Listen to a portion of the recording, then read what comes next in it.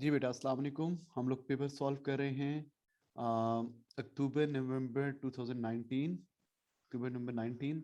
और वेरिएंट कौन सा है? वेरिएंट 1 2। अक्टूबर नवंबर 19 वेरिएंट 1 2 हम लोग पेपर सॉल्व कर रहे हैं। ठीक है बेटा। सो चलो भाई, एमसीक्यू नंबर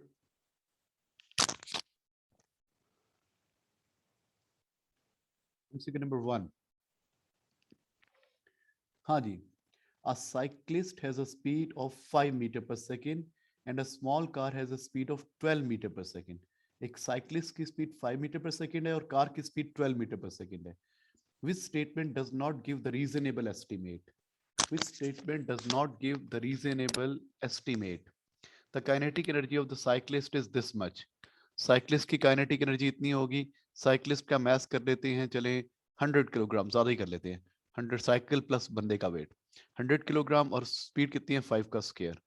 तो ये कितना हो जाएगा 50 इंटू 25। देखो ना, ये 50 हो जाएगा ना।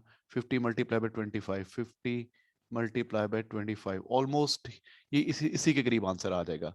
थाउजेंड्स में आंसर आएगा, तो ये तो रीजनेबल एस्टिमेट है। अच्छा, the kinetic energy of the car is this much. Kinetic energy of car is this much. Kinetic energy of car का मैस कितना कर लेते हैं? कार का मैस कर लेते हैं 2000 किलोग्राम्स। और कार की स्पीड कितनी है? 12 मीटर पर सेकंड। अंदाजन से कर रहे हैं ना। ये कितना हो जाएगा? 1000। ये हो जाएगा, जान के मैंने 2000 लिया था कि कट जाए।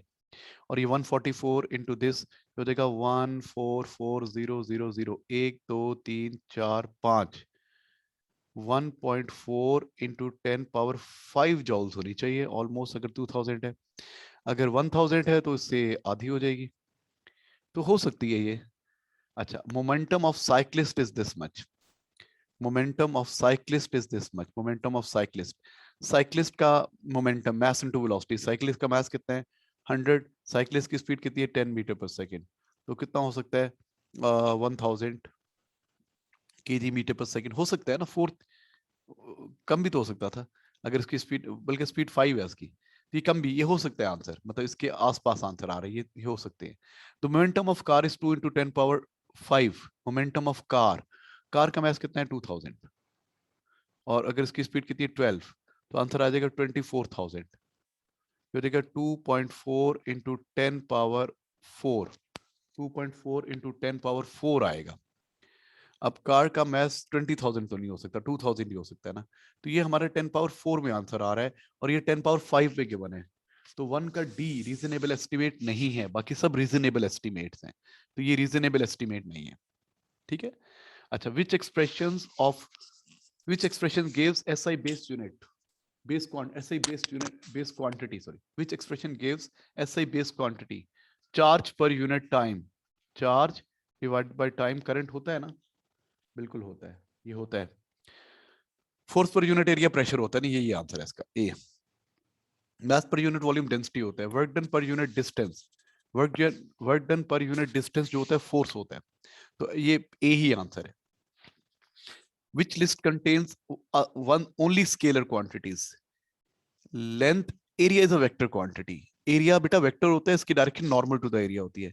लेंथ क्या है? स्केलर है। डिस्प्लेसमेंट वेक्टर है। काइनेटिक एनर्जी, स्पीड, पावर, ये इसका बी आंसर है। तीनों स्केलर, बी आंसर है। MCQ number 4। A micrometer is used to measure 28.5 width of the plastic ruler. The micrometer reads nearest to the this much. What is the correct way or record this reading?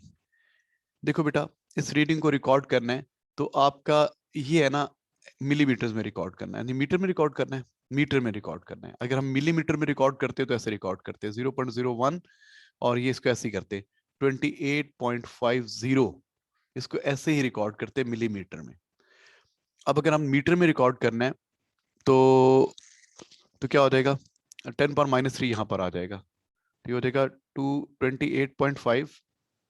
ऐसे ऐसे ऐसे भी लिखा ना तो ऐसे हो जाएगा, ब्रैकेट के बाहर इंटू 10 पावर-3। अब -3 के साथ ये 2.8 ये लिखा हुआ है, ये तो आंसर नहीं हो सकता, ये तो आंसर नहीं हो सकता। अच्छा, ये आंसर हो सकता है अगर मैं इसको -2 की पावर में लिखूं, -2 की पावर में, -2 की पावर में लिखूंगा तो क्या हो जाएगा? ये एक और आ जाएगा, इधर इधर आ जाएगा ना। -2 तब होगा ना जब 10 से मल्टीप्लाई करेंगे, 10 से डिवाइड करेंगे। 10 डिवाइड यहाँ पर होगा तो ये कितना हो जाएगा 2.850, और ये कितना हो जाएगा 0.001, और बाहर कितना आ जाएगा 10⁻²। देखो ना, अगर ये असल में तो ये चीज है ना, अगर मैं इसको 10⁻² में लिखना चाहता हूँ तो मुझे 10 से क्या करना पड़ेगा मल्टीप्लाई, और 10 से क्या करना पड़ेगा डिवाइड। ये 10 तो इधर मल्टीप्लाई हो गया, और ये वाला 10 इधर भी डिवाइड हो गया, और ये वाला 10 इधर भी डिवाइड हो गया, तो ये आंसर आ गया। तो ऐसे लिख सकते हैं इसको। तो इसका आंसर क्या है, C is correct answer. C is the correct answer. ये नहीं हो सकते, जब 1000 पे डिवाइड करेंगे ना तो ये भी 1000 पे डिवाइड होगा, जब इसको 1000 पे डिवाइड करेंगे तो ये बहुत पीछे तक आ जाएगा, 5 जीरोस आ जाएंगे, सही नहीं है ये। इसको 1000 पे डिवाइड करेंगे तो ये तो आ जाएगा, लेकिन ये चीज गलत है, ये नहीं हो सकता। तो इसको 4 का सी आंसर है बेटा।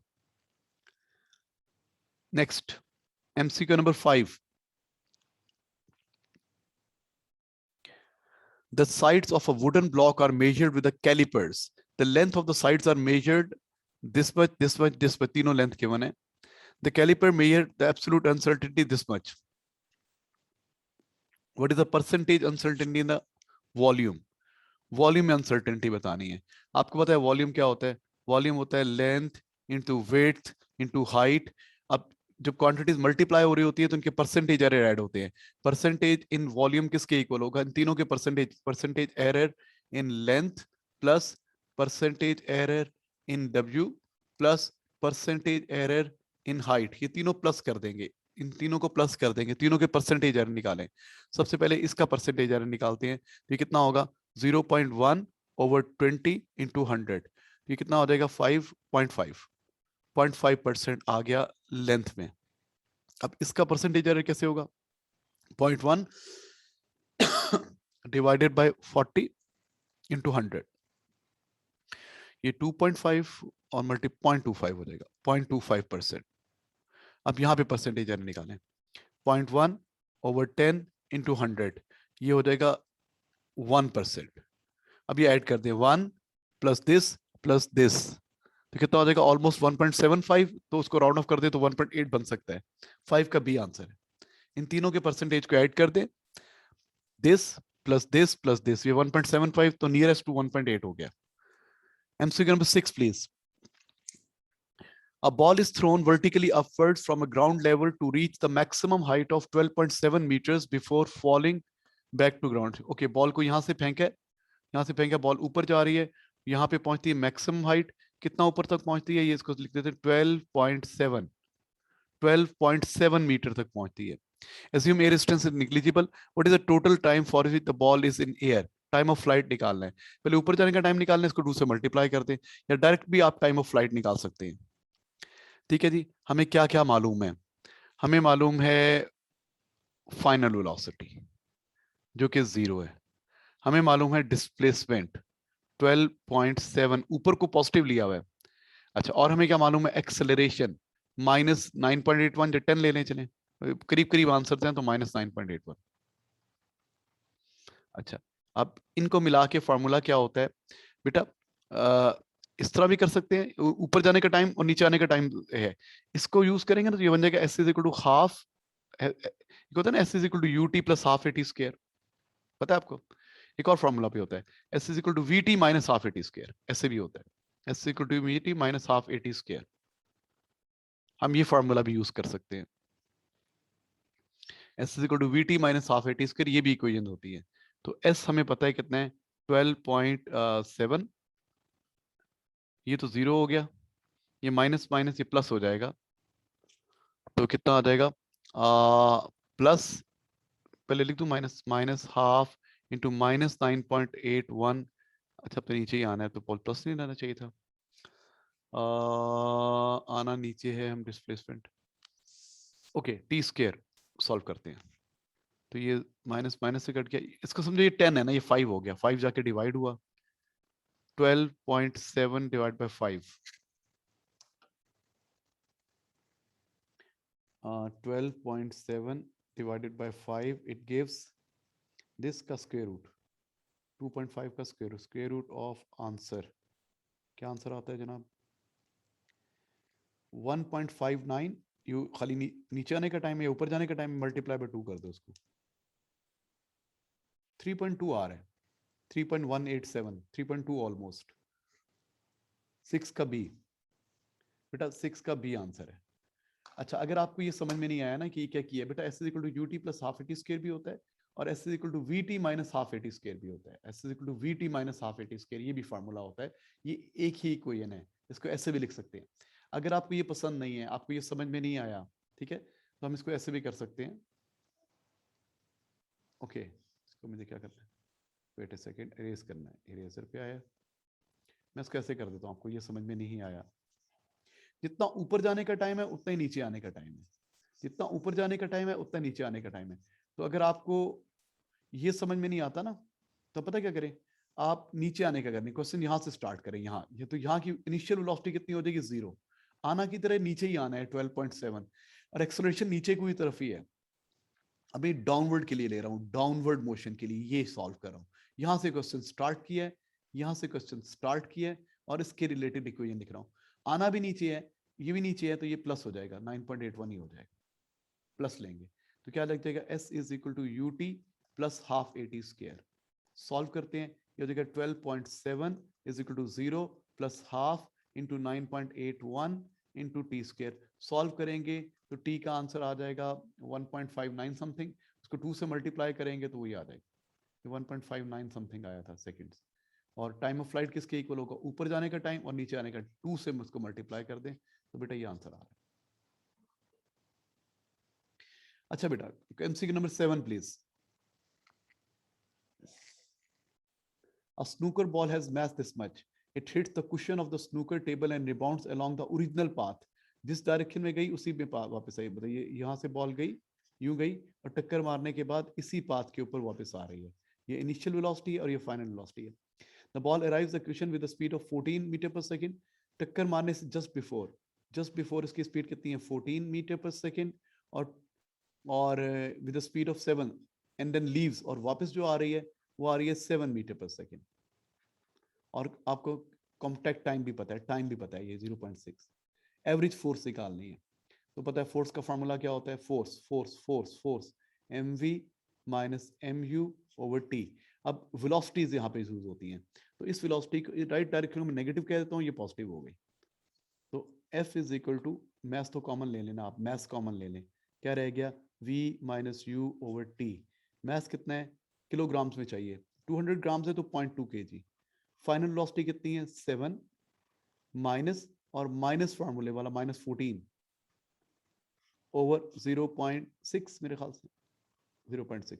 ये 0.2 इससे कट जाएगा, ये 3 रह जाएगा, तो क्या ऊपर क्या हो जाएगा, 7 में ये प्लस कर दें, 7 प्लस 14 21 ओवर 3 इज 7 न्यूटन। हमारा आंसर 7 न्यूटन आ रहा है, डी आंसर आ रहा है, 7 का डी होना चाहिए, 7 का डी है, ठीक है। F is equal to mv minus mg over T लग जाएगा, और माइनस का ख्याल रखिएगा, mv माइनस mg स्पीड्स नहीं है, वेलोसिटीज हैं। A tennis ball is released from rest. It falls through air for a long time. Falls through air for a long time. बहुत देर से एयर में गिर रही है. Which graph shows the displacement against time? बेटा जब ball बहुत ऊपर से नीचे गिरेगी तो टर्मिनल वेलोसिटी अचीव कर लेगी, पहले स्पीड बढ़ेगी बढ़ेगी बढ़ेगी, बाद में कांस्टेंट हो जाएगी। तो डिस्प्लेसमेंट टाइम, पहले स्पीड बढ़ेगी तो पहले ग्रेडियंट बढ़ेगा और बाद में ग्रेडियंट कांस्टेंट हो जाएगा, पहले ग्रेडियंट बढ़ेगा बाद में ग्रेडियंट कांस्टेंट हो जाएगा। ओके, यहाँ पे पहले ग्रेडियंट कम हो रहा है बाद में कांस्टेंट हो रहा है, ये आंसर नहीं हो सकता। यहाँ पे ग्रेडियंट डिक्रीज ही होता जा रहा है, ये नहीं हो सकता। यहाँ पे ग्रेडियंट इंक्रीज ही होता जा रहा है, ये नहीं हो सकता। और यहाँ पे ग्रेडियंट बढ़ा है बाद में स्ट्रेट लाइन हो गई, इसका आंसर डी है। बेटा पहले स्पीड बढ़ेगी फिर स्पीड कांस्टेंट हो जाएगी, speed is represented by gradient, ठीक है। तो पहले ग्रेडियंट बढ़ेगा बाद में ग्रेडियंट कांस्टेंट हो जाएगा, तो 8 का डी आंसर है। MCQ number 9 please.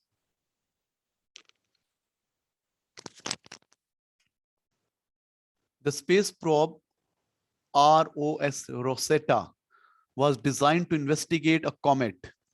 The probe consists of an orbiter and a lander. The orbiter has mass this much and the lander has mass this much. When the two parts separated, the lander was pushed toward the surface of comet, okay, so that it changes in velocity was 3 metre पर second. Okay, यहाँ से इसने इसको नीचे को push किया है तो इसको ऊपर को पुश मिला होगा। अगर इसको नीचे को पुश मिला है, एक्शन एंड रिएक्शन, तो इसको ऊपर को पुश मिला होगा। अच्छा भाई, Assume that it is an isolated system. The orbiter moves away from the comet during separation. What was the change in speed of the orbiter? Change in speed of the orbiter. तो हमें पता है momentum conserve है ना, तो जितना एक का मोमेंटम चेंज होगा उतना ही दूसरा का मोमेंटम चेंज होगा. तो change in momentum of this thing is equal to change in momentum of this thing.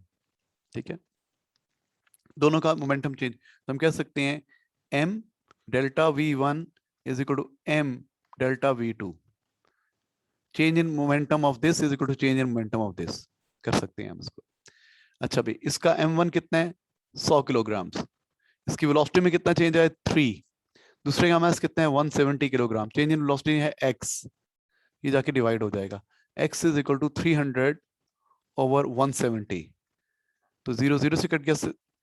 तो ये ऑलमोस्ट 17.72 तो 34 1.7 1.8 के करीब होगा.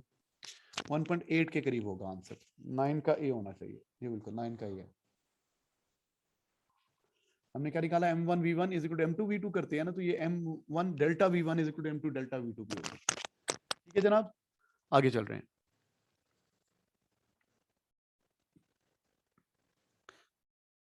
A positively charged oil droplet falls in air in a uniform electric field that is vertically upwards.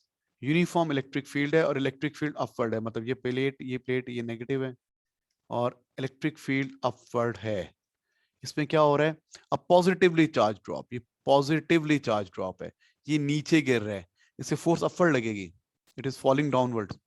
A positively charged oil droplet fall in air in a uniform electric field that is vertically upward. ये गिर नीचे रहा है, इसमें जो force लगेगी वो motion के ऑपोजिट लगेगी. अच्छा, the drop has constant terminal velocity v naught. और v naught से गिर रहा है, constant terminal velocity. weight electric force के equal है. The magnitude of force due to air resistance acting is proportional to the speed of droplet. Okay, air resistance भी act कर रही है. तो हमें पता है ऊपर की फोर्स इज इक्वल टू नीचे की फोर्स. ऊपर को कौन सी फोर्स है? इलेक्ट्रिक फोर्स भी ऊपर को है, प्लस एयर रेजिस्टेंस भी ऊपर को है, इज इक्वल टू वेट. अच्छा, the magnitude of force due to air acting on a drop is proportional to speed. वो स्पीड के प्रोपोर्शनल है. Okay, which graph shows the variation of E of V naught. अच्छा, different drops की different speeds होंगी ना. Okay, electric force तो constant है, air resistance का वेलोसिटी का ग्राफ बनाना है. अच्छा, इसको हम ऐसे लिख सकते हैं,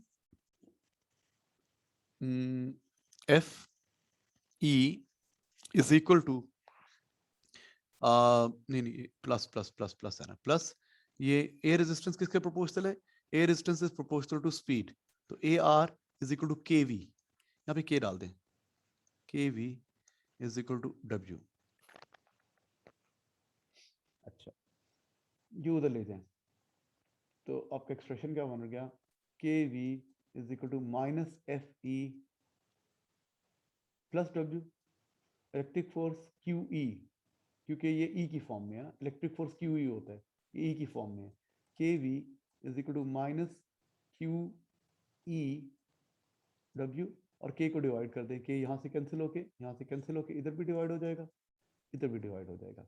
अब जरा गौर से देखें, आपने ग्राफ किससे बनाना है? वी में और ई में बनाना है. वी वाई पे हो गया, मतलब ये वाई हो गया, और ये एक्स हो गया, ई एक्स हो गया, और ये वाई हो गया. अब देखिए, क्या ये कांस्टेंट है? बिल्कुल है, ये कांस्टेंट है. चार्ज भी कांस्टेंट है, के भी कांस्टेंट है, वेट भी कांस्टेंट है, के भी कांस्टेंट है. तो ये वो सीन बन गया ना एम एक्स प्लस सी वाला.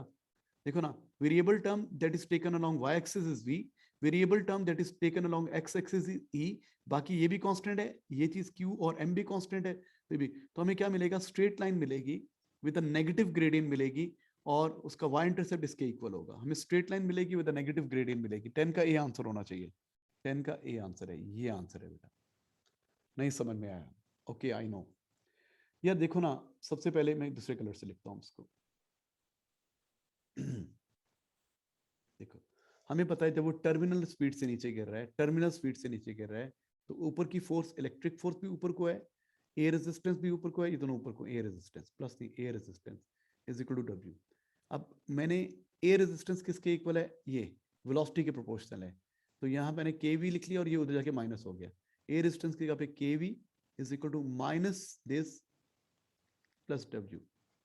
तो जब भी आपको इक्वेशन और ग्राफ गिवन हो, अगर आपको सही तरह ना पता हो तो आपको उनमें रिलेशन निकालना होता है। ग्राफ किस पे गिवन है? वी में और ई में। वी में और ई में, वी और ई में रिलेशन कैसे आ सकता है? वी तो यहाँ पर आ गया ना, तो के भी डिवाइड कर दें, माइनस एफ ई ओवर के, और ये डब्ल्यू ओवर के। अब एफ क्या होता है? Q E, electric field strength. तो V is equal to minus Q E over K, W over K. तो ये भी कांस्टेंट है, ये भी कांस्टेंट है। तो ये वेरिएबल टर्म वाई एक्सिस पे ये वाई हो गया, ये एक्स हो गया, ये एम हो गया, ये सी हो गया। तो स्ट्रेट लाइन मिलेगी, नेगेटिव ग्रेडियंट मिलेगी, नॉट पासिंग थ्रू ओरिजिन मिलेगी। तो आंसर ए आता है। ओके बेटा, क्वेश्चन नंबर 11 प्लीज। जी बेटा, MCQ number 11। A rigid uniform bar of length 2.4 meter is pivoted horizontally at its midpoint. ये midpoint है, यहाँ पे ये pivoted है। ओके, 2.4 टोटल है। अच्छा, ये midpoint है ना, तो यहाँ से लेके एंड तक कितना होगा? 2.4 का आधा 1.2, और ये तो ठीक है। और ठीक है, आगे क्या कह रहा है? Weights are hung from 2 points on the bar as shown in the diagram. ये वेट है और ये वेट है। To maintain equilibrium a couple is applied to the bar. अभी इसका मतलब है इक्विलिब्रियम में नहीं है। What is the torque and direction of this couple? इसका मोमेंट बैलेंस करने के लिए आपको कपल अप्लाई करना पड़ेगा, और उसकी मैग्नीट्यूड कितनी होगी और उसकी डायरेक्शन कितनी होगी। पहले तो रिजल्टेंट टॉर्क निकाल लेना इसका। ये फोर्स है 200, वर्टिकल है, इसका डिस्टेंस यही डिस्टेंस है, मैंने ब्रैकेट में लिख देता हूँ 0.8। तो ये आ रहा है 160 न्यूटन मीटर, इसका मोमेंट आ रहा है, और ये क्या आ रहा है? Anti clockwise. अच्छा, अब ये डिस्टेंस कितना है? यहाँ से लेके यहाँ तक 2.4 का आधा 1.2 है ना, तो ये कितना होगा? 0.4, मतलब इसका ब्रैकेट में लिखते हैं 0.4। ये कैसे घुमाना चाह रहा है? क्लॉकवाइज। इसका मोमेंट बन रहा है 120 newton metre clockwise. What is resultant moment? Resultant moment कितना बन रहा है? 160 minus 120, 40 newton metre. 40 newton metre क्या बन रहा है? Anti clockwise. रिजल्टेंट मोमेंट, ये एंटी क्लॉकवाइज बड़ा है ना, minus clockwise 40 newton metre anti clockwise. अब इसको बैलेंस करना है। 40 न्यूटन मीटर एंटी क्लॉकवाइज को बैलेंस करने के लिए हमें जो मूवमेंट अप्लाई करना पड़ेगा, अप्लाइड टॉर्क या मूवमेंट, अप्लाइड टॉर्क, वो कितना होना चाहिए? इसके इक्वल होना चाहिए, 40 होना चाहिए। बट किस डायरेक्शन में होना चाहिए? क्लॉकवाइज डायरेक्शन में होना चाहिए। तो आंसर क्या है? ए। इसका answer is A. MCQ number 2। Two coplanar forces act on an object. दो फोर्सेस लग रही हैं, ये फोर्स 1 है और ये फोर्स 2 है। अच्छा, विच डायग्राम शो द रिजल्टेंट? इनका रिजल्टेंट बताना है। ए डायग्राम देखिए। अच्छा, अगर ये फोर्स 1 है तो ठीक है। एफ रिजल्टेंट एफ ये तो नहीं हो सकता ना इनका रिजल्टेंट। इनका अगर आपने parallelogram tail to tail method लगाना है तो ये रिजल्टेंट नहीं है बहरहाल। इनका रिजल्टेंट कैसे बनेगा? एक फोर्स यूं ड्रॉ करेंगे जहां पर खत्म हो जाएगी, यहाँ पे फोर्स 2 ड्रॉ करेंगे, और फिर ये रिजल्टेंट बनेगा ना, ये एफ इस तरफ को होगा। इस तरह को आंसर है? बी भी नहीं है ऐसा आंसर। अच्छा, ए भी नहीं है, बी भी नहीं है, सी तो ऑपोजिट दिया, D. Yes, D is the correct answer. ये फोर्स यू जा रही है, एक फोर्स यू आ रही है, फोर्स 1 है, ये फोर्स 2 है, और ये रिजल्टेंट है। Answer is D. MCQ number 3. 4 measuring cylinders are filled with the same liquid to the height shown, at which position the pressure is greatest. Pressure कहाँ पे greatest होगा? जहाँ पे लिक्विड में डेप्थ मैक्सिमम होगी। यहाँ पे लिक्विड में डेप्थ कितनी है ही नहीं, यहाँ पे लिक्विड में डेप्थ इसकी 0 है, 0। अच्छा, यहाँ पे लिक्विड में डेप्थ कितनी है? 30 है, और ये 10 दिया हुआ ना, मतलब ये नीचे वाला 10 है ना बेटा, नीचे वाला 10 है। तो ये कितना हो गया? 30 माइनस 10। ये ऊपर इसके ऊपर लिक्विड की डेप्थ कितनी है? इसके ऊपर लिक्विड की डेप्थ 20 सेंटीमीटर है। ओके, यहाँ पे लिक्विड की डेप्थ है ही नहीं, नीचे है ना, इसके ऊपर लिक्विड की डेप्थ कितनी है? 0 है, 0। डी पॉइंट के ऊपर लिक्विड की डेप्थ कितनी है? 10 है। तो सबसे ज्यादा डेप्थ लिक्विड की डी पे नहीं है, इधर नहीं है, इधर है। Answer is B. The maximum pressure is B. Liquid की डेप्थ चेक करेंगे। MCQ number 14. The gas in an engine does work on a piston of cross-sectional area this much. आपको एरिया गिवन है। The pressure on the piston has a constant value of this much. Final position, initial position, 25 centimeter force of gas pushing. How much work is done by the gas on a piston when it moves through a distance of 25 centimeter? Work done by the gas का formula आपको आता है। Work done by the gas क्या होता है? Work done by the gas होता है P delta we, pressure multiply by change in volume. और चेंज इन वॉल्यूम कैसे निकालते हैं? Area into length moved. अब प्रेशर कितना है? 4.6 इंटू 10⁵। एरिया कितना है? 80। सेंटीमीटर को मीटर में चेंज करना है, सेंटी के लिए कितनी होती है? 10⁻²। और स्क्वायर है ना, स्क्वायर, तो यहाँ पे आ जाएगा, एरिया आ गया। इंटू लेंथ कितना मूव कर रहा है? 25 सेंटीमीटर। 25/100 कर लें, या 25 इंटू 10⁻² कर लें, 25/100 कर लेते हैं। When you solve it work done के लिए, तो आंसर आ रहा है 920 जॉल्स। कौन सा आंसर होगा? 9.2 into 10⁻² joules. The answer is A. 14 का ए होना चाहिए, 14 A. Yes. MCQ number 15 please.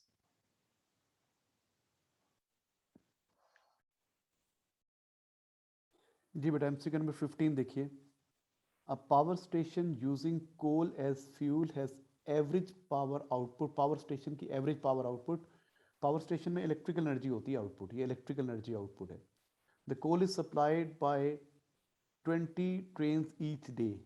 The efficiency of the station in converting the thermal energy released from the coal to electrical energy is 26%. Okay, thermal energy का 26% जो है ना, वो electrical energy बनता है। 1 kg of coal will release this much thermal energy. What is the mass of coal does each train bring? Each train bring. सबसे पहले तो आप टोटल थर्मल एनर्जी इनपुट निकाल लेना। आपको आउटपुट पता है, एफिशिएंसी क्या होती है? Efficiency is equal to output, useful output over input into 100। तो सबसे पहले ये आउटपुट इलेक्ट्रिकल है, ये थर्मल है, वैल्यूज डालें। एफिशिएंसी 26 है, आउटपुट कितनी है? 3000 मेगा में आंसर आने चाहिए। इनपुट फाइंड आउट करनी है, इनटू क्या आ जाएगा? 100। अब ये इधर चला जाएगा, इधर आ जाएगा, तो input is equal to 3000/26 into 100, तो आ रहा है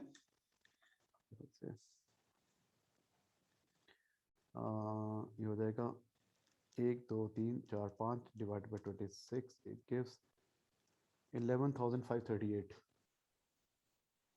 मेगावाट्स। कहाँ गया माउस? ये 11,538.5 मेगा वाट्स, ये टोटल थर्मल एनर्जी इनपुट है। ये total thermal energy thermal power input है। ये क्या है? Thermal power, thermal power. अब जरा एनर्जी निकालने, पर डे एनर्जी निकालते हैं। टोटल एनर्जी कितनी है? एनर्जी का फॉर्मूला होता है power into time, power into time. Power कितनी आई है? 11,538.5 इंटू मेगा है ना, 10⁻6। और टाइम कितना है पर डे? एक डे में कितने? 24 hours multiply by 60 multiply by 60, it gives 11,538 multiply by, ये आ रहा है बड़ा सा आंसर। इतने जॉल्स एनर्जी आ रही है। कितनी आ रही है? 996923076.9 इंटू 10⁻6। इतने जॉल्स एनर्जी आ रही है, इतने जॉल्स। अच्छा जी, मेगा जॉल, 10⁻6 तो आ गया ना। अच्छा, वो कहते हैं 1 kg जो है ना, इतनी एनर्जी प्रोड्यूस करता है। 33 मेगा जॉल्स करता है 1 kg, तो हम देखेंगे इतनी एनर्जी कितने kg प्रोड्यूस करेगा। ठीक है, सो अब मैं क्या करने लगा हूँ? मैं मैथ्स निकालने लगा हूँ। मुझे पता है 33 मेगा जॉल्स एनर्जी प्रोड्यूस होती है 1 kg से। तो इतनी एनर्जी 9969223 077 एनर्जी कितने केजी में होगी?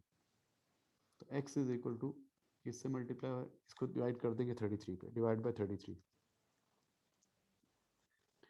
ये आ गई एनर्जी जनाब, ये होगी, इसको साइंटिफिक नोटेशन में लिख लो ना, 1 2 3 4 5 6 7, ये होगी 3.0 इंटू 10⁻7 मेगा, इंटू 10⁻6 भी आएगा ना, 10⁻6 kg में आना है, इंटू 10⁻6 kg। बेटा ये 6 भी तो साथ है ना, मेगा जॉल्स। अच्छा, वो मेगा तो कन्वर्ट हो गया ना, ठीक है, हो गया ना कन्वर्ट। ये भी तो मेगा यूज किया ना, ये मेगा जॉल्स एनर्जी है, तो ये भी मेगा जॉल्स एनर्जी है। तो ये आंसर आया 3.0 ये कर रही है जी, क्या कर रही है, इतना मैस आ रहा है, इतना मैस हमें चाहिए। अब वो कह रहे हैं कि 20 ट्रेन के थ्रू आ रहा है, how much mass each train bring, ये मैस 20 ट्रेन के थ्रू आ रहा है, 20 ट्रेन इतना आ रही है, तो एक ट्रेन कितना लेके आ रही है जी, 20 ट्रेन ब्रिंग, कितना मैस है, 3 इंटू 10⁻⁷, तो one train will bring, one train TRA होता है, वन ट्रेन विल ब्रिंग, इसको 20 पे डिवाइड कर दें, 3.0,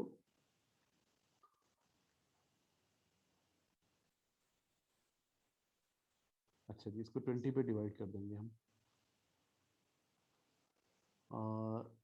क्या आएगा, 3.0 इंटू 10⁻⁷ डिवाइडेड बाई 20, तो आंसर कितना आ रहा है, 1.5 इंटू 10⁻⁶ किलोग्राम्स, एक ट्रेन इतना मैस लेके आ रही है। बेटा देखो मेरी बात सुनो, सबसे पहले आपको क्या गिवन थी, इलेक्ट्रिकल पावर गिवन थी और 26% एफिशिएंसी है, तो आपने यूज करके इनपुट पावर निकाल दी, इनपुट पावर, ये आपने ये सॉल्व किया, ये फार्मूला लगाया, ये वाला फार्मूला लगाया, एफिशिएंसी आउटपुट ओवर इनपुट, तो आपके पास इनपुट थर्मल पावर आ गई इतनी, ये पावर आ गई, इनपुट थर्मल पावर आ गई इतनी। अब हमने क्या करना है बेटा, अब हमने इसको यू करना है कि फाइंड आउट करना है क्या, एनर्जी, एनर्जी पर डे कितनी है, एक दिन में कितनी एनर्जी है, टोटल एनर्जी का फॉर्मूला है पावर इनटू टाइम, तो इतनी पावर को हमने मल्टीप्लाई किया, एक दिन में कितने सेकंड्स होते हैं उससे मल्टीप्लाई किया, तो ये आ गई टोटल एनर्जी, टोटल एनर्जी इतनी आ गई। फिर हमें पता है कि 1 kg जो होता है ना, 1 kg वो इतनी एनर्जी प्रोड्यूस करता है, तो इतने मेगा जॉल्स प्रोड्यूस करता है 1 kg, इतने मेगा जॉल्स प्रोड्यूस करता है 1 kg, तो इतनी एनर्जी कौन प्रोड्यूस करेगा, वो आपके पास टोटल मैस आ गया, टोटल मैस पर डे, एक दिन की बात करें ना। अब 20 ट्रेन लेके आती है इतना मैस, तो उसको 20 पे डिवाइड कर दिया, इतना लंबा क्वेश्चन दिया MCQ, अजीब ही यार, पागल है। अच्छा भाई next MCQ number 16 please. A wooden cylinder floats partially submerged into the bath of the water. A force F is applied to the cylinder until it is just fully submerged. इसको force लगाई, ये fully submerge हो गया, पहले यूं था ये पे, ये डायग्राम 1, डायग्राम 2 में इसको फोर्स लगे फुली सबमर्ज हो गया, this statement is not correct. Some water gains gravitational potential energy, बिल्कुल करता है सम वाटर, क्योंकि पानी ऊपर आ जाएगा ना, इसके नीचे जाने से जितनी जगह नीचे आएगा तो पानी, some water gains gravitational potential energy, बिल्कुल ठीक है। The cylinder loses gravitational potential energy, नीचे जा रहे करेगा। The work is done by the force on cylinder, बिल्कुल सही है। Work is done by the upthrust on the cylinder, work is done by the upthrust on the cylinder, work is done by the upthrust on the cylinder, ये बात तो नहीं है, upthrust की direction में तो नहीं जा रहा है, तो नीचे की तरफ जा रहा है, अपथ्रस्ट ऊपर को फोर्स लगा रहा है। Work is done by upthrust on the cylinder, no ऐसी बात नहीं है, इसका आंसर डी है, ये करेक्ट नहीं है भाई। वर्क डन तो अपथ्रस्ट का तब, वर्क डन तब होता है जब ये ऊपर जाता है, ये तो नीचे आ रहे हैं, हम तो इसको नीचे लेके आ रहे हैं, उसके अगेंस्ट वर्क डन कर रहे हैं। देखो ये बात तो सही है ना, सम पानी गेन्स ग्रेविटेशनल पोटेंशियल एनर्जी, भाई देखो ना, जब ये पानी के अंदर सबमर्ज हो जाएगा, पानी का लेवल थोड़ा राइज करेगा ना, पानी थोड़ा ऊपर आ जाएगा, पानी का सेंटर ऑफ ग्रेविटी ऊपर आ जाएगा। जब भी कोई चीज पानी में नीचे जा रही होती है, उसकी जगह अगर बॉल जहां पर है, तो अभी देखो जब बॉल नीचे आएगी ना, यहाँ बॉल नीचे पहुंचेगी, जब बॉल यहाँ से नीचे पहुंचेगी, तो इस जगह का पानी ऊपर चला जाएगा। पानी, बॉल नीचे आ रही होती है, तो बॉल खुद नीचे आती है, पानी को डिस्प्लेस करती है, वो डिस्प्लेस वाटर वहां चला जाता है जहां पे बॉल ऑलरेडी प्रेजेंट थी। तो जब भी कोई चीज पानी में नीचे जा रही होती है, तो पानी ऊपर हो रहा होता है, तो पानी गेन कर रहा होता है ग्रेविटेशनल पोटेंशियल, ये बात तो सही है। सिलेंडर लूज कर रहा है, ऊपर से नीचे आ रहा है। Work is done, work is done by force F, बिल्कुल वो वर्क डन कर रही है, फोर्स इनटू डिस्टेंस, फोर्स भी है डिस्टेंस भी है, अब थ्रस्ट वर्क डन नहीं कर रहा। MCQ number 17 please. A motor of crane lifts a load of 600 kg. The load rises vertically at a constant speed 12 per minute, 12 meter per minute. What is the useful power? तो power का formula होता है force into velocity. Force किसके equal है? Wait के equal है, into velocity. अच्छा, अब वेलोसिटी आपको मीटर पर सेकंड में चाहिए। मास कितना है? 600, जी कितना है? 10, वेलोसिटी कितनी है?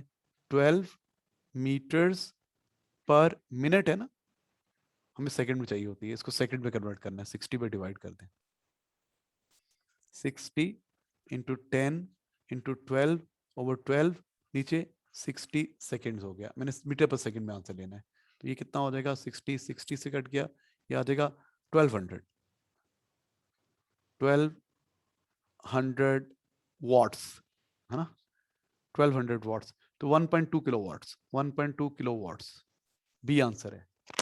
17 का बी होना चाहिए। MCQ में 18, the graph shows the effect of applying force 5 Newton on a spring, 5 Newton on spring. अच्छा पहले स्प्रिंग की ये जो लेंथ है ये ओरिजिनल लेंथ है, ये इनिशियल लेंथ है। जीरो फोर्स पे जो लेंथ होती है इनिशियल लेंथ होती है, और ये जो एरिया होता है एनर्जी स्टोर के इक्वल होता है, एक्सटेंशन वाला। मतलब ये तो उसकी जो है ना 11 तक तो उसकी ओरिजिनल लेंथ है, फिर उसके बाद क्या होता जा रहा है, लेंथ बढ़ती जा रही है, फोर्स बढ़ रही है। Spring obeys Hooke's law. What is the total extension of the spring produced by 7 newton force? 7 newton force कितनी एक्सटेंशन प्रोड्यूस करेगी? 7 न्यूटन फोर्स कितनी एक्सटेंशन प्रोड्यूस करेगी? What is the total extension of the spring produced by 7 newton force? अच्छा बेटा, Hooke's law obey करता जा रहा है, पहले तो के निकाल लेना। तो ये कितना है, के क्या होता है, एफ इज इक्वल टू के ही होता है ना, ये होता है एफ ओवर ई। फोर्स कितनी लग रही है 5, और एक्सटेंशन कितनी है 11 माइनस 4, 11 माइनस 4 कितनी है 3, के ये आ गया एफ 5 ओवर 3। अब एफ इज इक्वल टू के ई, फोर्स कितनी लगानी है 7, के कितना है 5 ओवर 3 इंटू ई, 3 मल्टीप्लाई हो जाएगा, E is equal to 7 into 3 over 5, 21 over 5, 4.2, 4.2 आ रहा है। बेटे पहले डाटा यूज करके आपने के निकाल लिया और फिर इसको सॉल्व कर लिया। MCQ नंबर 18, 18 का ए, 18A। अच्छा भी MCQ number 19 please. A rubber cord hangs from a rigid support. Rubber band है, एक रिजिड सपोर्ट है, वेट है। A weight attached to the lower end is gradually increased from zero. Weight को बढ़ाया and then gradually reduced. ये loading है और ये अनलोडिंग कर्व है। The force extension curve of contraction is below the force extension. ये हमेशा नीचे होगा क्योंकि हीट एनर्जी बनती है ना, पता है आपको उसका। What does the shaded area between curve represent? ये नेट वर्क डन होता है जो थर्मल इंटरनल एनर्जी में कन्वर्ट हो जाता है। The elastic energy stored in the spring, no ये ए आंसर नहीं है। The thermal energy dissipated in rubber band, ये आंसर हो सकता है, थर्मल एनर्जी बनती है। The work done on the spring नहीं, वो तो लोडिंग कर्व के नीचे एरिया होता है। The work done by the spring वो अनलोडिंग कर्व के नीचे एरिया होता है। तो best answer is B, best answer is what, B. MCQ number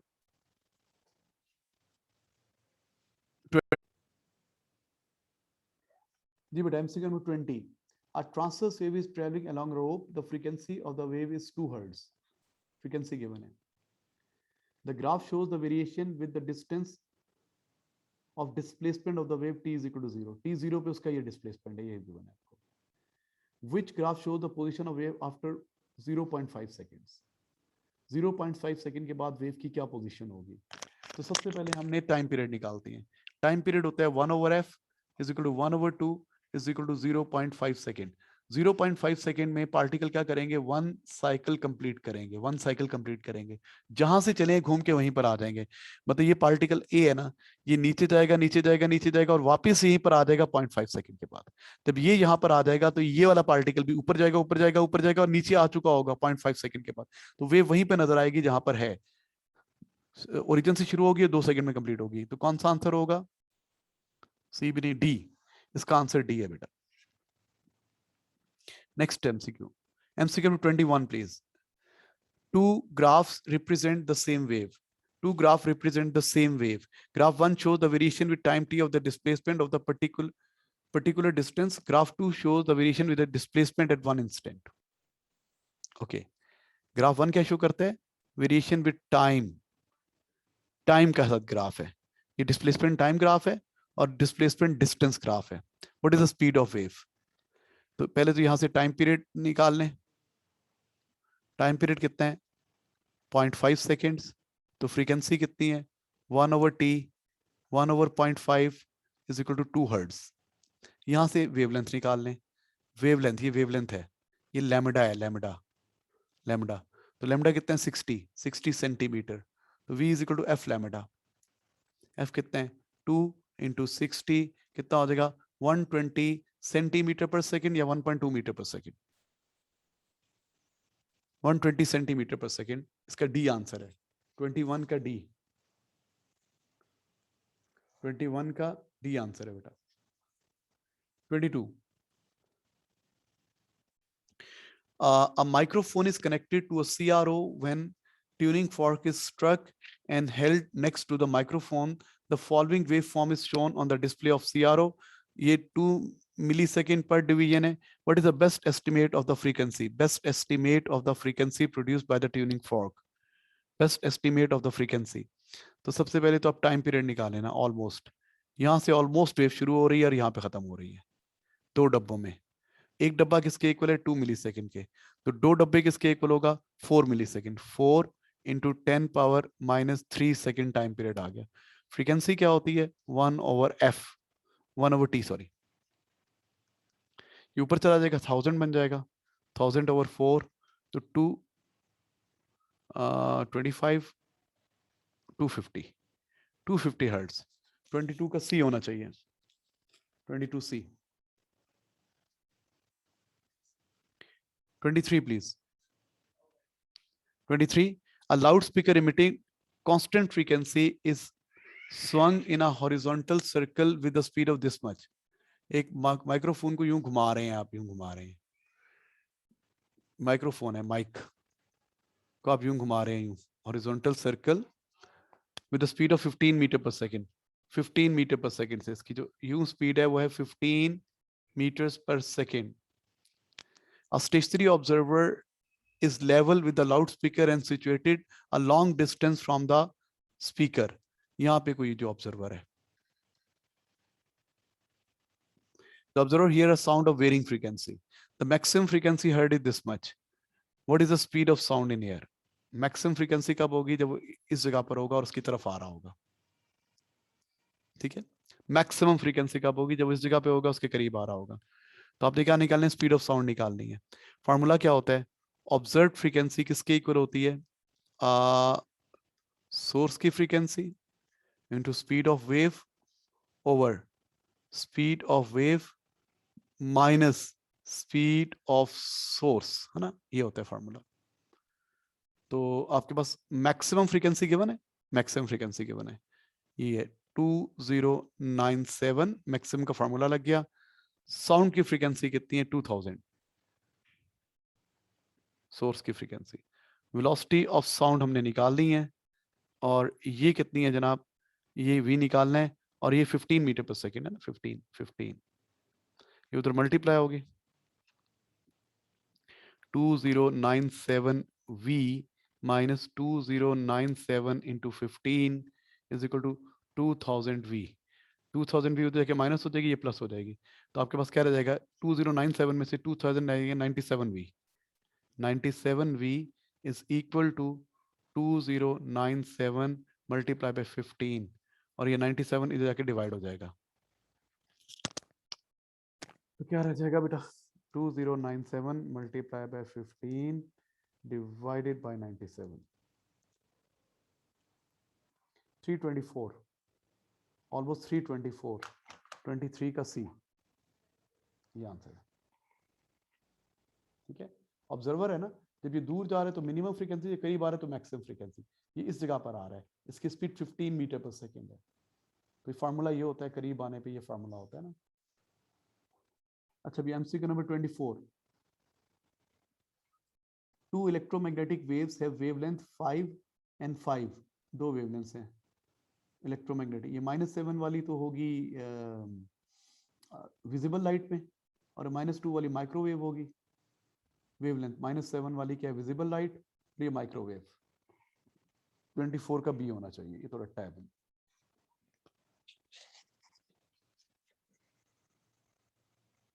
A transmitter of electromagnetic wave is placed 45 centimeter from a reflecting surface. Reflective surface से 45 centimeter पर है 45 centimeter पे. The emitted waves has frequency this much frequency given है. A stationary wave is produced with a node at transmitter and node at surface. यहाँ भी node मिला है और यहाँ भी node मिला है. Okay.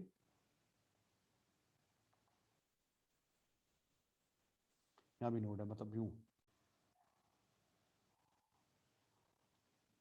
ये ऐसे ड्रॉ कर रहा हूँ अंदाजे से, मुझे नहीं पता कितने, मैं बता रहा हूँ ये चीज़ मिली है आपको। यहाँ भी नोड मिला है और यहाँ भी नोड मिला है 45 सेंटीमीटर में। A stationary wave is produced with a node at transmitter and a node at surface. How many antinodes are in the space between transmitter and surface? How many antinodes are there? आपने antinodes count करनी है, मतलब 1 2 3 4 5 6 कितने बनेंगे हमें नहीं पता कितने बनेंगे, जितने लूप्स बनेंगे उतने बनेंगे, जितने लूप्स बनेंगे उतने बनेंगे। ये एक लूप जो होता है ना 1 लैम्डा बाय 2 होता है, एक लूप क्या होता है 1 लैम्डा बाय 2, एक लूप इज 1 लैम्डा, जितने लैम्डा बाय 2 बनेंगे उतने ये बनेंगे। अच्छा बेटा, तो मुझे पता है क्या फॉर्मूला होता है, सबसे पहले वेवलेंथ निकाल लेना। आपको रेडियो वेव की स्पीड पता है ना, v is equal to F lambda होता है ना, v is equal to F lambda. Speed कितनी है 3 into 10 power 8 is equal to F gigahertz, giga होते 10 पावर 9, 10 पावर 9 इंटू लैम्डा, ये जाके डिवाइड होगा तो लैम्डा किसके इक्वल हो गया 3 इंटू 10 पावर 8 ओवर 10 पावर 9, ये हो गया ऑलमोस्ट 30 सेंटीमीटर, 0.3 मीटर्स है ना, 0.3 मीटर्स और 100 से मल्टी 30 सेंटीमीटर, वेवलेंथ 30 सेंटीमीटर की है। अब मुझे पता है कि वेवलेंथ 30 सेंटीमीटर की है, इसके अंदर कितने लूप्स हैं n लैम्डा बाय 2 है, इज इक्वल टू कितने हैं 45। देखना यहाँ से लेके यहाँ तक लैम्डा बाय 2 होता है ना, ये 1 लैम्डा बाय 2, ये 2 लैम्डा बाय 2, ये 3 लैम्डा बाय 2, ये 4 lambda by 2, n lambda by 2 इसके इक्वल होने चाहिए। या आप सोचो कि 45 में ये लैम्डा है ना, लैम्डा लैम्डा बाय 2 कितना होगा, लैम्डा बाय 2 होगा 30 डिवाइड बाय 2 15। तो आप देखो 45 में कितने 15 फिट होते हैं, 45 में कितने 15 फिट होते हैं, इसको डिवाइड करो 3, तो 3 लूप्स बनेंगे। इस तरह वाली चीज़ नहीं बनेगी, सरफेस और ट्रांसमीटर के दरमियान ये चीज़ आएगी। यहाँ पे ट्रांसमीटर है, 3 लूप्स बनेंगे, मतलब 15 का ये होगा, 15 का ये होगा, 15 का ये होगा, तो एक नोड, एक 2 antinode, 3 antinode, 3 antinodes बनेंगे। सी आंसर है 25 का सी, 25 का सी होगा। तो मैंने अंदाजा बनाया ऐसी चीज बनेगी। तो आपने सबसे पहले वेवलेंथ निकाली, वेवलेंथ आ गई 30, तो 30 डिवाइड बाई 2 किया 15 आ गया, तो एक नोड जो है ना, एक एंटी नोड 15 के दरमियान बनता है, तो 45 में कितने 15 आ रहे हैं, 45 डिवाइड बाई 15 3 आ रहे हैं। MCQ 26, which statement about the light wave and sound wave is correct? Light wave and sound wave both travel in a free space, no sound नहीं करती, both have frequency inversely proportional to wavelength, frequency inversely proportional to wavelength, both have frequency inversely proportional to their wavelength। होता है यार, देखो ना v is equal to F lambda दोनों पे लगता है ना, तो अगर आप फ्रीक्वेंसी क्या होगी v over lambda, inverse relation है, अगर स्पीड कांस्टेंट है तो ये हो सकता है, पढ़ते हैं। Both have intensity proportional to their amplitude, no intensity is proportional to amplitude का स्क्वायर होती है। Both have oscillation perpendicular to direction of energy, transverse wave में ऐसा होता है, साउंड वेव लॉन्गिट्यूडनल है उसमें ऐसा नहीं होता, तो ये बात भी सही नहीं है, ये बात भी सही नहीं है, तो बेस्ट कौन सा है बी, 26 का बी आंसर है। 27, an outdoor concert had 2 loudspeakers beside the stage of broadcasting music. In order to test the speaker, they are made to emit the sound of same wavelength and same amplitude. The curved line diagram, they represent the wavelength. Where is the loudest sound heard? Loudest sound कहाँ पे heard होगी भाई? Where is the loudest sound? जहाँ पे constructive interference होगी और करीब तरीन होगा, जहाँ पे constructive interference होगी और करीब तरीन होगा, ठीक है। Where is the loudest sound heard? देखते हैं जी, यहाँ पे कंस्ट्रक्टिव इंटरफेरेंस कहाँ कहाँ पे हो रही है, यहाँ पे नहीं हो रही, यहाँ पे नहीं हो रही, यहाँ पे डी पे हो रही है, डी 27 का डी, यहाँ पे कस्ट पे मिलेगा यार 28। An electromagnetic wave is incident normally on a diffraction grating. Okay, the second order maxima is produced at 30-degree angle. The grating has 5000 lines per centimeter. What is the wavelength? तो d is equal to क्या होता है 1 over n, तो आपका answer आ जाएगा 1 over 5000, ये answer centimetre में आएगा, तो ये हो जाएगा 3 ऊपर चला गया 0.2 इंटू 10 पावर -3 सेंटीमीटर, तो मीटर में कितना हो जाएगा 0.2 इंटू 10⁻⁻5 मीटर। अच्छा, फार्मूला क्या होता है, d sine theta is equal to n lambda. d कितना है 0.2 into 10⁻⁻5 sine 30 is equal to n कितना है 2 लैम्डा निकालना है आपने, ये 0.5 होता है। तो लैम्डा किसके इक्वल हो जाएगा 0.2 इंटू 10⁻⁻5 इंटू 1/2 साइन थीटा 1/2 होता है ना, और ये एक और जाके डिवाइड हो जाएगा 2 जाके डिवाइड हो जाएगा, तो 1 ये 2 नीचे आ जाएगा। तो कितना आंसर हो जाएगा 0.2 डिवाइड बाय 4 0.05 5 इंटू 10⁻⁻6। चेक कर लो ना यार क्या बनता है, ये बन रहा है ऐसे कर लो ना इसको 2 इंटू 10⁻⁻6 ओवर 4 देखा 0.5 इंटू 10⁻⁻6 5 इंटू 10⁻⁻7 5 इंटू 10⁻⁻7 आंसर आ जाएगा। 5 इंटू 10⁻⁻7 कौन सा आंसर है 28 का बी होना चाहिए।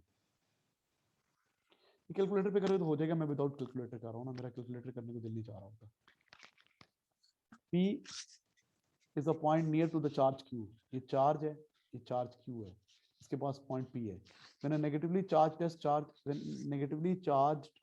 test charge is placed at P, negative charge अगर यूज करें, it is found to experience a force of repulsion। यहाँ पे जब नेगेटिव चार्ज रखा तो उस पर रिपल्जन आ रही है, तो इसका मतलब है इस पे कौन सा चार्ज है, इस पे नेगेटिव है। अच्छा भी आगे कहते हैं इस पे नेगेटिव चार्ज है।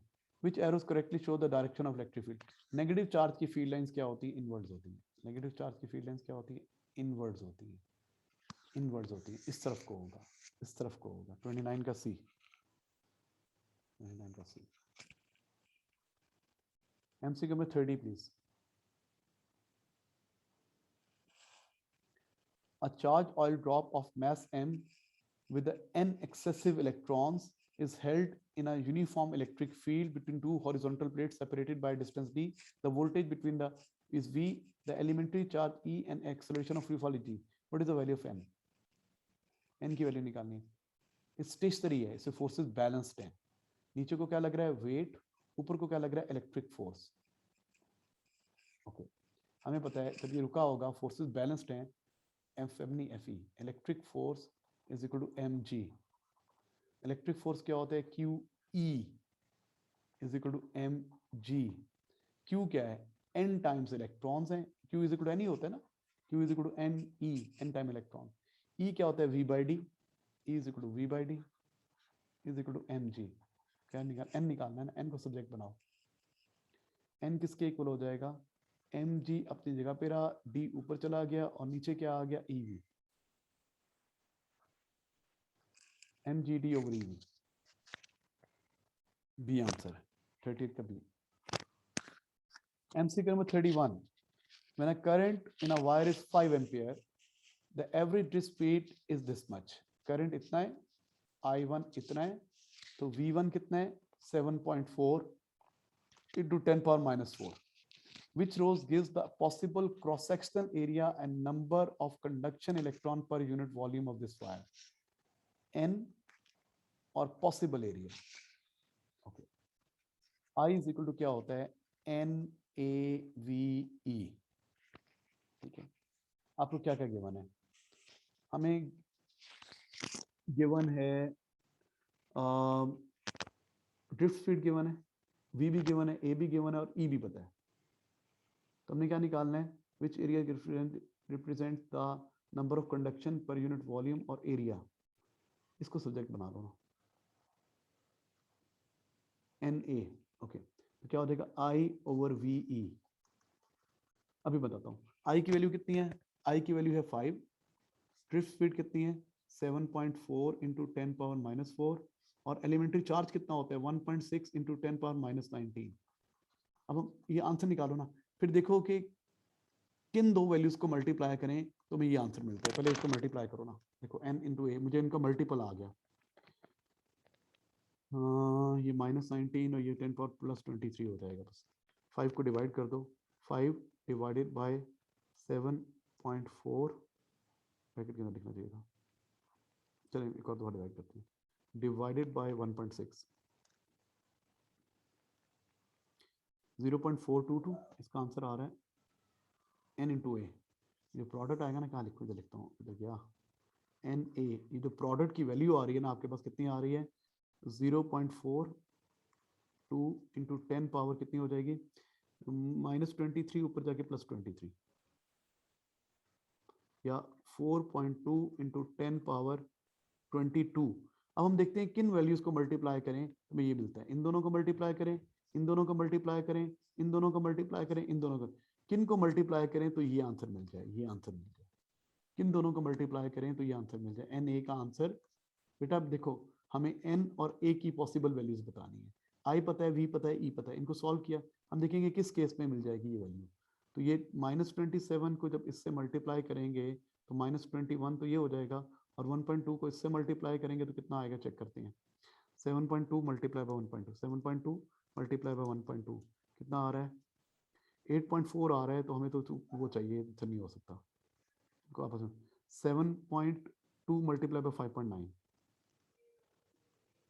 7.2 मल्टीप्लाई बाय 5.9 इट गिव्स, ये आ रहा है 4.2, और यहाँ पे कितना आ रहा है 42.48, इसका आंसर आ रहा है, इसका आंसर आ रहा है 42.48 इंटू 10 की पावर मल्टीप्लाई होगी तो क्या रह जाएगा 21, और ये 4.2 इंटू 10 पावर 22 ही हो जाएगा, बी आंसर हो सकता है।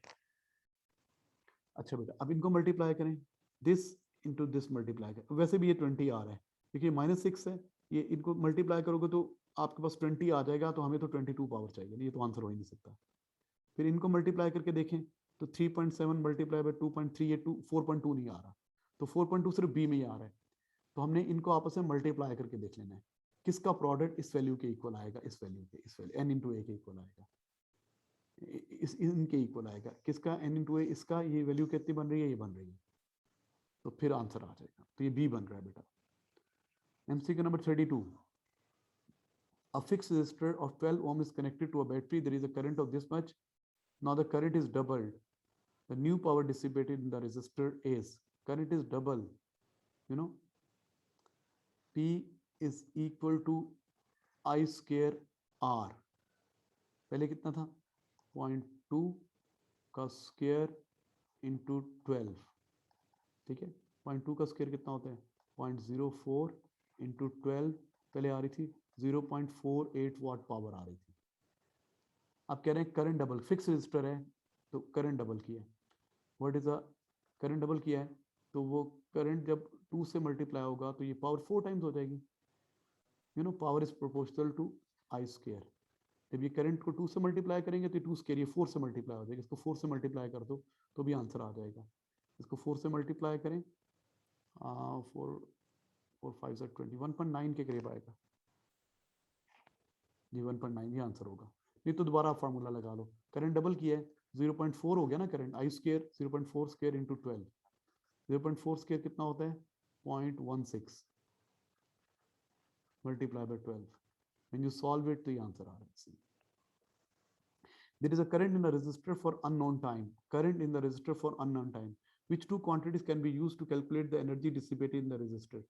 Which two quantities can be used to calculate the energy dissipated in?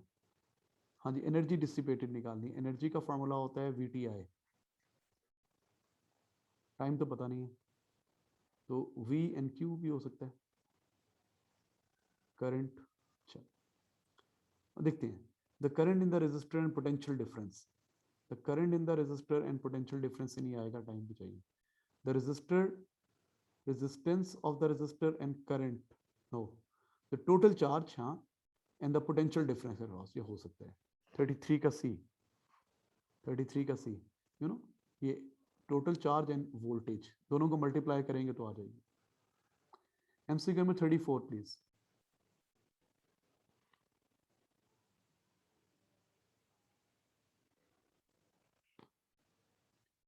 two cells with the electromotive force E1 and E2 and internal resistance R1 and R2 are connected to a resistor R as shown. The terminal potential difference of cell 1 is 0. इसका terminal PD 0 है, यहाँ पे potential difference 0 आ रहा है, यहाँ पे voltmeter 0 show कर रहा है, ओके, जितना भी ईएमएफ है उसको मिल रहा है सारा।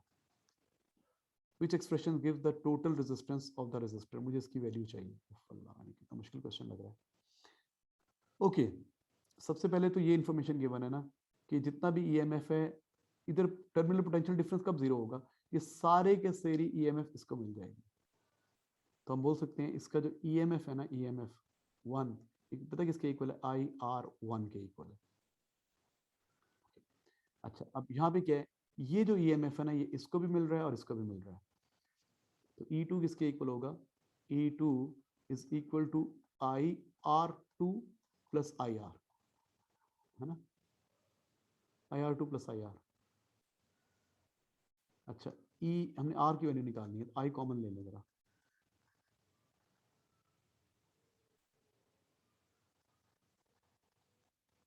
अच्छा, आपके आंसर्स क्या हैं? किसी भी आंसर में आई तो गिवन ही नहीं है। देखो आई तो है ही नहीं। अगर आर को सब्जेक्ट भी बनाता हूँ तो यहाँ तो आई आई आ रहा है ना। अच्छा, आई इधर से निकाल लो, आई की वैल्यू इसके, आई किसके इक्वल है, E1 ओवर R1। तो जहाँ पे I1 अगर इसके E1 ओवर R1 लिख लो। अभी सॉल्व करता हूँ, E2 इज इक्वल टू, इसके यहाँ पे क्या लिख लिया, E1 over R1 R2 plus R। अब ये मल्टीप्लाई करो, ये तो मल्टीप्लाई हो गया, डिवाइड हो जाएगा। E2 R1 over E1 is equal to R2 plus R।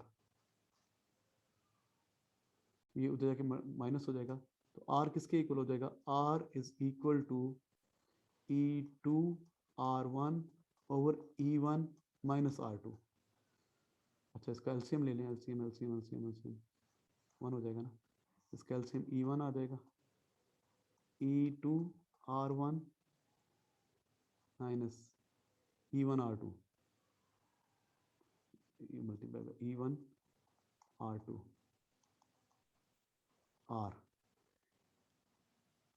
E2 R1 minus E1 R2 over E1 R2 minus E2,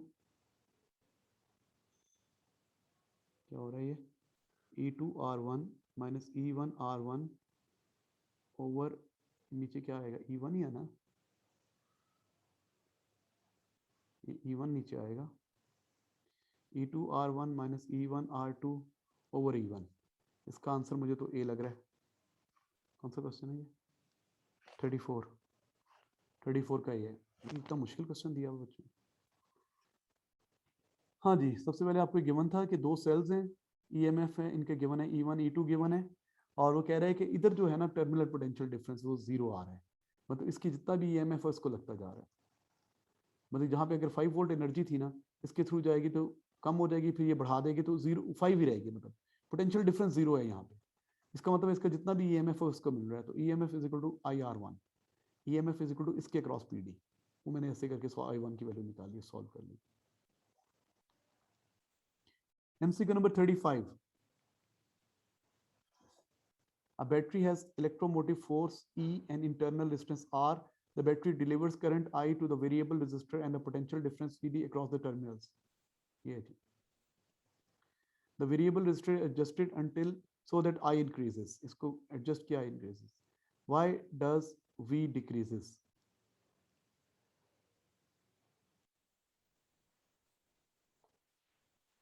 Okay. आपने इसकी रेजिस्टेंस को एडजस्ट किया कि करंट बढ़ता जाए।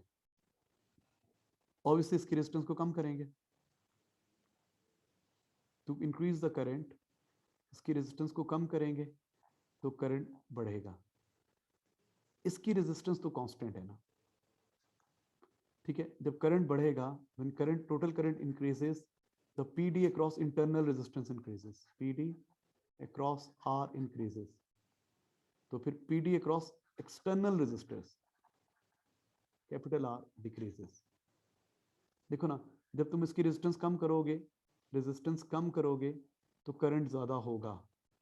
इसकी रेजिस्टेंस, करंट यहाँ भी ज़्यादा होगा, ज़्यादा करंट यहाँ से भी हो जाएगा। इसकी रेजिस्टेंस कांस्टेंट है, तो जब करंट ज़्यादा होगा तो इसके क्रॉस PD ज़्यादा हो जाएगा।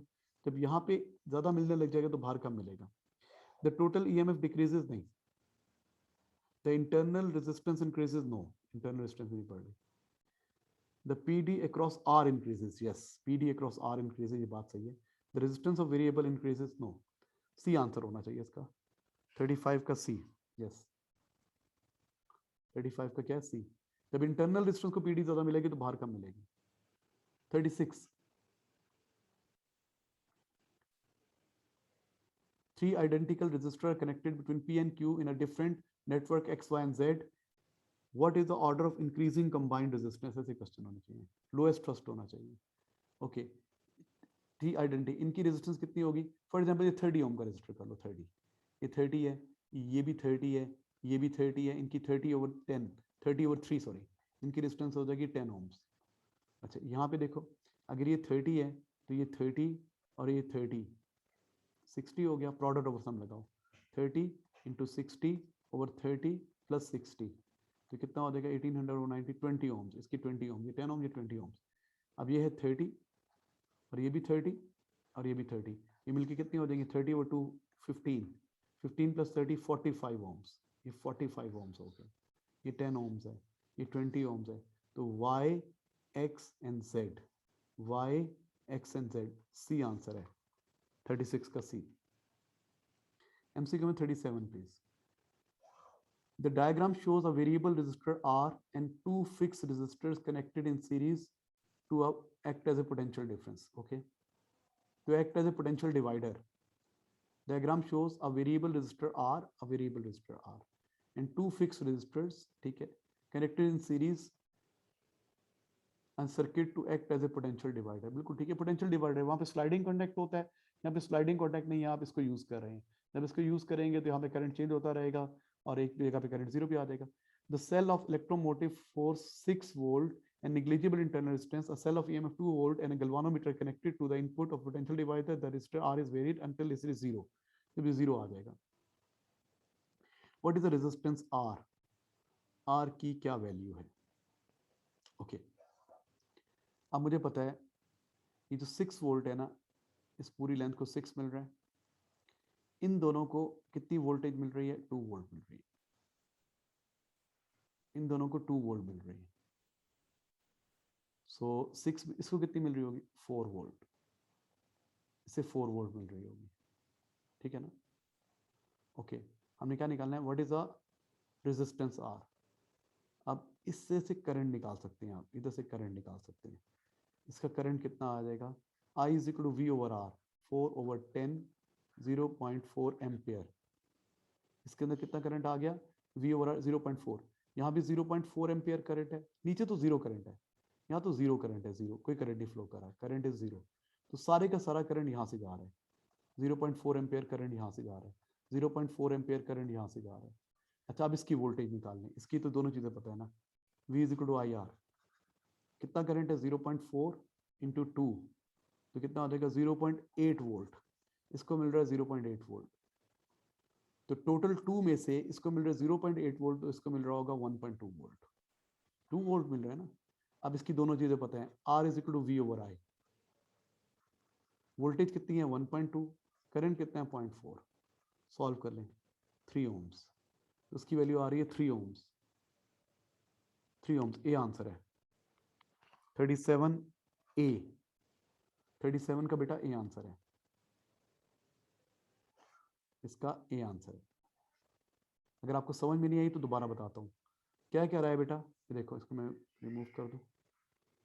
ओके, वो ये कह रहा है कि ये 6 वोल्ट की बैटरी है, ये 2 वोल्ट है, यहाँ पे करंट 0 आ रहा है, यहाँ पे करंट 0 आ रहा है।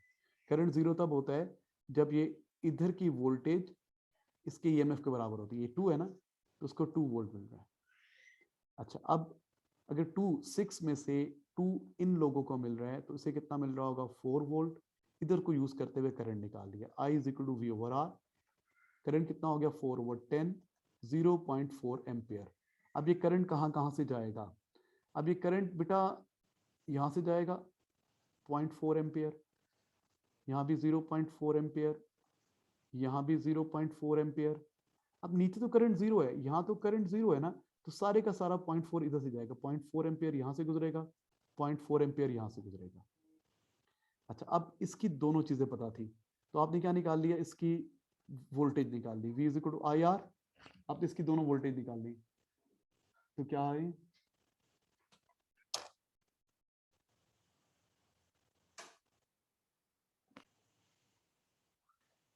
जी बेटा, इसका करंट इसके आ गया 2 × 0.4, इसके आगे 0.8 वोल्ट। ये करंट कितना था? 0.4 मल्टीप्लाई बाय 2 आ गया 0.8 वोल्ट। अब इन दोनों को टोटल 2 वोल्ट मिल रही है, इसको 0.8 मिल रही है, तो 2 में से ये माइनस कर दें, इसकी वोल्टेज आ जाएगी 1.2 वोल्ट। अब इसकी दोनों चीजें पता है आपको, आई भी पता है, आर भी पता है, वी भी पता है। तो R is equal to V over I. Voltage कितनी मिल रही है? 1.2। करंट कितना है? 0.4, तो आ गया 3 ohms। ये आंसर आ गया। MCQ number 38। एमसीक्यू में 38 please. The table gives some data relating to 4 neutral uncharged atoms W, X, Y and Z, neutral atoms. अच्छा भी mass कितना है इसका? 16, 17, 17, 18 इनका mass इतना है। Total number of particles, proton, neutrons and electrons. Total number of particles, proton, neutrons and electrons इतने हैं, इसके इतने हैं, इसके इतने हैं। Two of the atoms are isotope of the same element. What is the proton number of this element? Okay. Neutral है, neutral है। तो ये आपको न्यूक्लियन नंबर गिवन है। अच्छा, ये टोटल नंबर ऑफ, इसमें से इसको माइनस करेंगे ना, इससे इसको माइनस करेंगे। ये total number of neutron, proton and electrons है ना, ये इसमें से ये माइनस कर दें। 24 - 8, ये 8 आ रहा है। ये 8 क्या चीज आ रही है? 8 इलेक्ट्रॉन्स आ रहे हैं।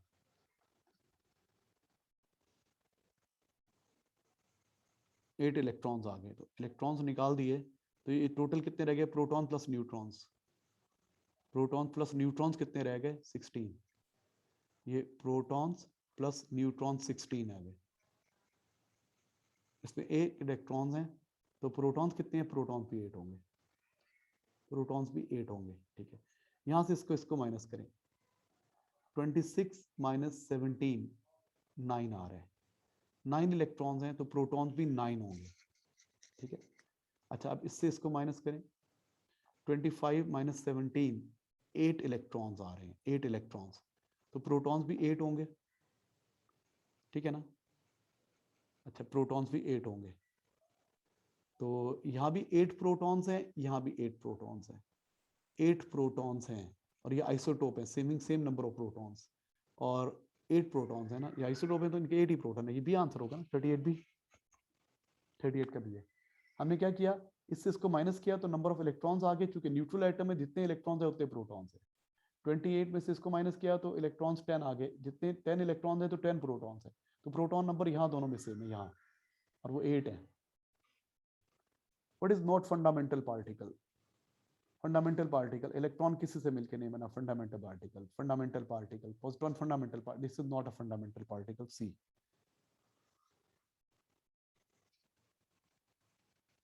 MCQ number 40. An unstable nucleus decays and emits negative beta particle. Which changes, if any, occur to the quark combination of this particle? Negative beta कब निकलता है? नेगेटिव बीटा निकलता है जब न्यूट्रॉन प्रोटॉन बनता है। एक न्यूट्रॉन क्या बन जाता है? Proton plus negative beta plus anti neutrino. पता है ना आपको? न्यूट्रॉन क्या होता है? डी डी यू, और ये क्या बन जाता है? यू यू डी, और ये ना भी लिखे तो चलेगा। अच्छा, बेसिकली ये दो तो कट गए ना, ये दो तो कट गए, तो बेसिकली डाउन क्वार्क कम हो जाता है, अप क्वार्क बढ़ जाता है। डाउन अप क्वार्क बढ़ जाता है, डाउन क्वार्क कम हो जाता है, तो इसका आंसर बी होना चाहिए, 40 का बी। ठीक है जी, थैंक यू स्टूडेंट्स बेटा।